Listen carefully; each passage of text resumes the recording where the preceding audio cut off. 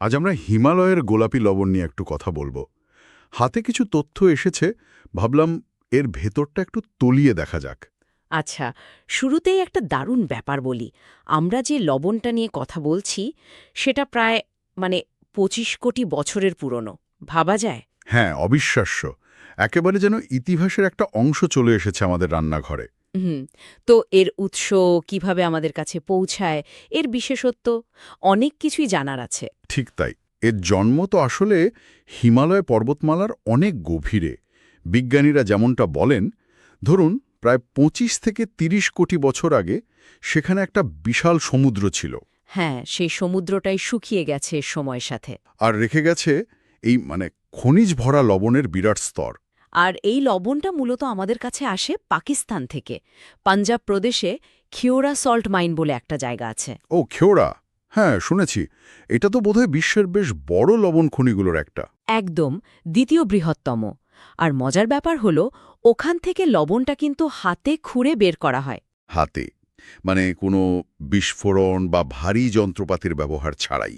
হ্যাঁ, মূলত হাতেই বড় বড় পাথরের চাই হিসেবে বের করে আনা হয়। এতে এর যে একটা প্রাকৃতিক পরিচয়, সেটা বেশ জোরালো হয় আর কি। বাহ, বেশ ঐতিহ্যবাহী পদ্ধতি তাহলে। অবশ্যই।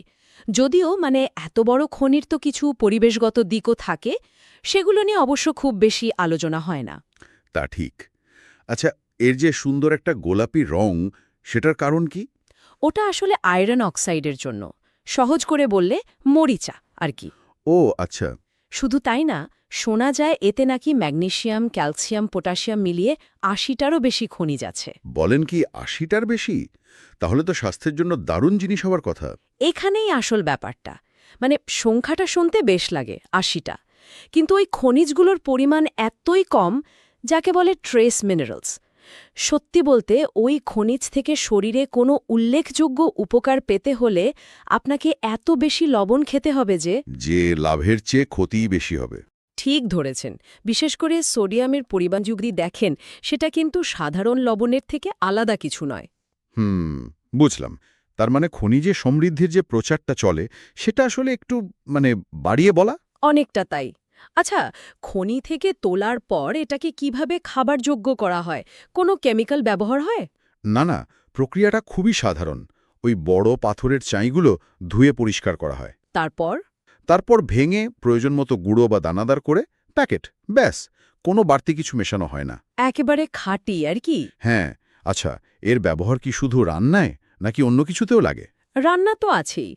তার পাশাপাশি আজকাল স্পা বা ধরুন সৌন্দর্য চর্চায় বডি স্ক্রাব হিসেবে বেশ ব্যবহার দেখা যায়। ও হ্যাঁ, আর সল্ট ল্যাম্পও তো দেখি অনেকে ব্যবহার করেন। হ্যাঁ, সল্ট ল্যাম্প। অনেকে বিশ্বাস করেন ওটা নাকি ঘরের বাতাস শুদ্ধ করে। ঠিক, আমার এক বন্ধু কিনেছিল। দেখতে তো বেশ লাগে ঘরটা, আলোটা খুব স্নিগ্ধ, কিন্তু বাতাস কতটা শুদ্ধ হয় কে জানে। এইখানেই কথা। এই বাতাস শুদ্ধ করার দাবির পেছনে কিন্তু তেমন কোনো বৈজ্ঞানিক প্রমাণ পাওয়া যায় না। এর আসল আকর্ষণ ওই স্নিগ্ধ আলো আর দেখতে সুন্দর, এটাই। সজ্জার জিনিস হিসেবেই বেশি চলে। হুম, বুঝলাম। স্বাস্থ্য নিয়ে আরও একটা কথা খুব শোনা যায়, এটা নাকি ব্লাড প্রেশার কন্ট্রোল করে, সাধারণ লবণের চেয়ে ভালো। দেখুন, এই দাবিগুলো বেশ চালু আছে বাজারে। কিন্তু সত্যি বলতে কি, এর সপক্ষে তেমন কোনো জোরালো বৈজ্ঞানিক গবেষণা নেই। আগেই যেমন বললাম, খনিজ উপাদানগুলোর পরিমাণ খুবই সামান্য। তাই একে সুপারফুড বা সাধারণ লবণের চেয়ে অনেক স্বাস্থ্যকর বিকল্প ভাবাটা একটু ভুল হবে। হুম, তার পুষ্টিবিদ বা ডাক্তারের পরামর্শ নেওয়াই ভালো। অবশ্যই। বিজ্ঞাপনের কথা বা লোকমুখে শোনা কথায় ভরসা না করে জেনে নেওয়াটা জরুরি। তাহলে যদি আমরা একটু গুছিয়ে বলি, হিমালয়ান পিঙ্ক সল্ট আসলে কোটি কোটি বছরের পুরনো একটা প্রাকৃতিক জিনিস। হাতে করে খনি থেকে তোলা হয়, সামান্য পরিমাণে নানা খনিজ উপাদান এতে পাওয়া যায়, আর রান্না ছাড়াও এর কিছু অন্য ব্যবহার আছে।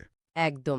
আর সবচেয়ে জরুরি মনে রাখার মতো বিষয় হল, এর শাস্ত্র উপকারিতা নিয়ে যেসব কথা শোনা যায়, তার বেশিরভাগেরই শক্ত বৈজ্ঞানিক ভিত্তি নেই। তাই কোনো কিছু বিশ্বাস করার আগে একটু যাচাই করে নেওয়া দরকার। তার পরের বার যখন খাবারে এই গোলাপি লবণ দেব, তখন এর ২৫ কোটি বছরের প্রাচীনত্বের কথা ভেবে রোমাঞ্চিত হতে পারি, কিন্তু কোনো ম্যাজিক আশা না করাই ভালো। ঠিক তাই। আচ্ছা, সব আলোচনার শেষে একটা প্রশ্ন মাথায় ঘুরছে। বলুন। এই যে পুরনো প্রাচীন জিনিস বা প্রাকৃতিক জিনিসের প্রতি আমাদের এত টান কেন বলুন তো? এটা কি শুধুই খাঁটি জিনিসের খোঁজ, নাকি এর সাথে যে একটা ইতিহাস, একটা রহস্য জড়িয়ে থাকে, সেটাই আমাদের বেশি টানে? এটা কিন্তু ভাবার মতো একটা প্রশ্ন রেখে গেলেন। দেখা যাক শ্রোতারা কি ভাবে।